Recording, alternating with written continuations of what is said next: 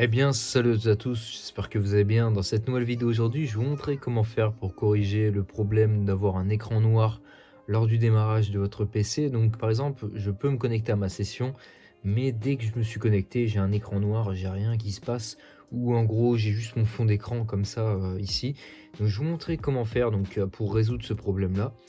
Donc en fait ça veut dire que l'explorateur Windows, il y a un problème au niveau de ça. Donc quand ça vous fait ça, ne vous inquiétez pas, je vais vous montrer comment on fait tout de suite dans ces vidéos. Donc vous allez faire une petite manip au niveau du clavier, donc vous allez aller sur la touche. Donc je vais un petit peu vite, mais ça marche pour tous les types de PC sur Windows. Donc Windows 11, 10, Windows 7, etc. Donc vous allez appuyer sur la touche CTRL, ALT et SUP en même temps. Donc je vous montre sur le PC. Donc CTRL, ALT et SUP. Donc vous allez appuyer, vous allez rester dessus jusqu'à en fait avoir cette option là. Vous allez faire ensuite gestionnaire de tâches. Donc en général, si le gestionnaire de tâches s'ouvre, ça veut dire que déjà c'est une bonne nouvelle.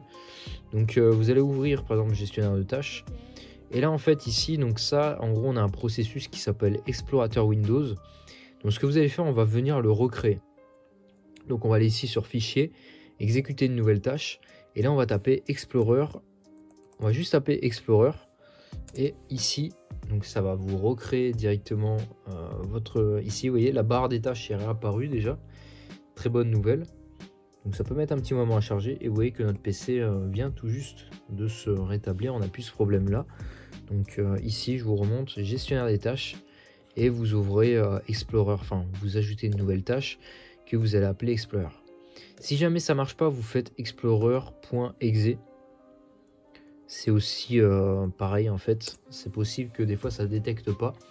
Et vous faites ça, et ensuite du coup vous aurez directement accès, ça va vous le remettre en fait dans l'application. Parce qu'en gros je vous explique, si vous faites fin de tâche, on revient à la même chose du début, comme vous le voyez. Donc en gros il faut faire CTRL SUP, gestionnaire de tâches, et là on va venir rouvrir l'Explorer. Donc explorer.exe ou Explorer normal.